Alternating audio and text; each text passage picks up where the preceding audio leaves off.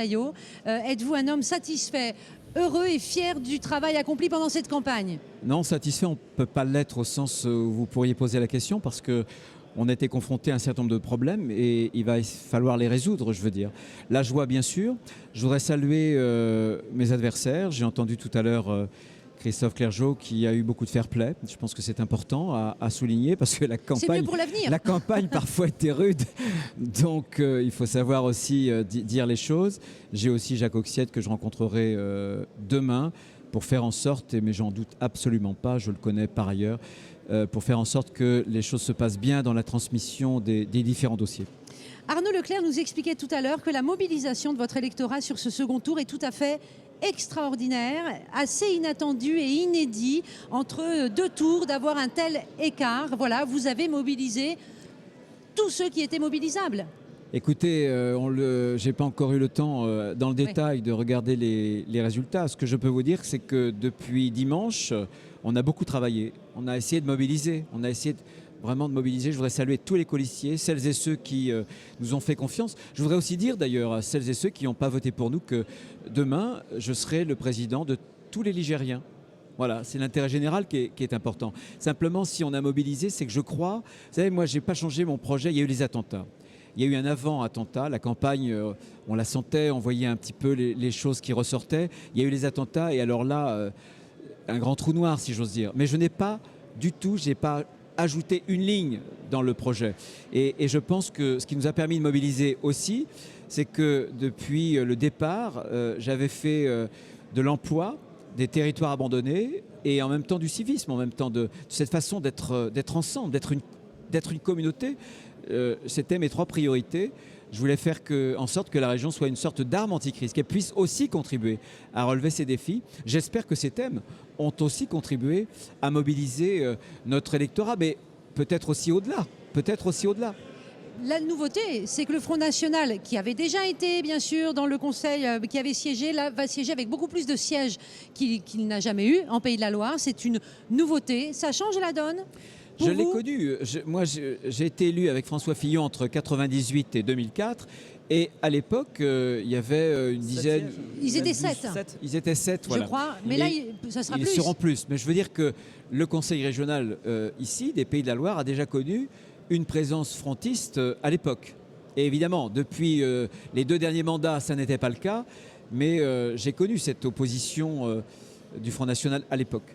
Et la présence du Front National, ça interroge la manière de faire de la politique, les choix politiques qui seront faits à l'avenir au sein de la région? Écoutez, on ne fait pas une campagne pendant des mois et des mois, 8 ou 9 mois, des milliers de kilomètres, sans être interrogé, sans recevoir en pleine figure un certain nombre de détresses que j'ai encore en tête. Je les garde pour moi, mais qui m'ont marqué.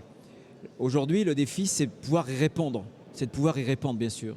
Et vous savez, pour ceux et celles qui ont pu voter, notamment au premier tour, pour le Front National, c'est tout simplement souvent qu'ils en avaient marre des échecs de la gauche.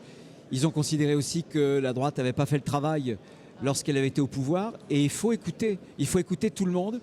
Et encore une fois, avec beaucoup de modestie, avec beaucoup d'humilité.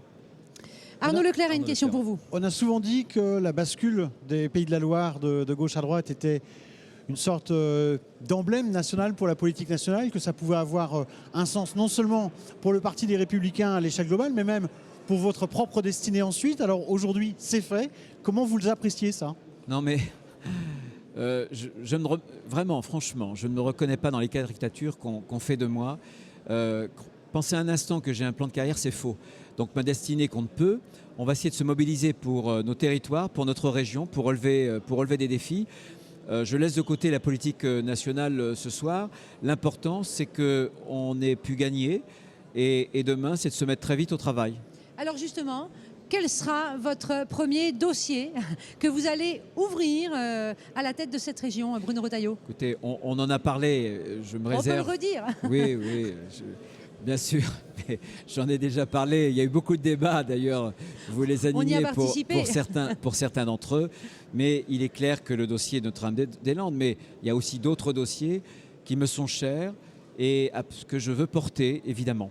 Comme vous pouvez être avec nous encore 5 minutes, on accueille Sophie Bringui, qui était colistière avec Christophe Clergeau au second tour, tête de liste Europe Écologie Les Verts au premier tour. Bruno Retailleau vient de citer le nom de Notre-Dame-des-Landes, ce n'est pas nous qui l'avons fait. Ça a pesé cet accord dans la défection des électeurs de gauche dans l'entre-deux tours. Sophie Bringui, pardon. Alors moi, les chiffres que j'ai, c'est qu'il n'y a pas eu de défection des électeurs de gauche au second tour, qu'il n'y a pas eu de nouvelle mobilisation, surtout des électeurs de gauche au second tour. Et ça, je pense que c'est aussi ce dont on a souffert pendant toute la campagne, c'est que les électeurs, les électrices de gauche, ils sont en défiance par rapport à la politique gouvernementale.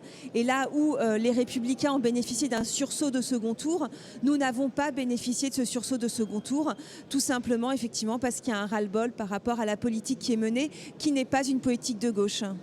Si vous permettez, on retrouve Yannick Lenné pour des résultats provisoires qui avancent. On est à 90% des bulletins dépouillés sur l'ensemble de la région, donc les chiffres s'affinent, Yannick. Oui, 88% des bulletins dépouillés sur les Pays de la Loire. La liste d'Union de la droite et du centre en tête avec 43,4% des suffrages, 9 points d'avance, 8 points d'avance sur la liste d'Union de la gauche de Christophe Clergeau, 35,5% des suffrages. En troisième position, le Front National de Pascal Gana, 21% des suffrages. Le chiffre de l'abstention aussi est important. On est à 42,5% d'abstention sur ce second tour. C'est plus de 7 points l'abstention est plus faible que dimanche dernier, 7 points et demi de moins que dimanche dernier où l'abstention avait atteint les 50% des électeurs. Voilà pour ces résultats provisoires sur l'ensemble de la région des Pays de la Loire. Merci Yannick. Arnaud,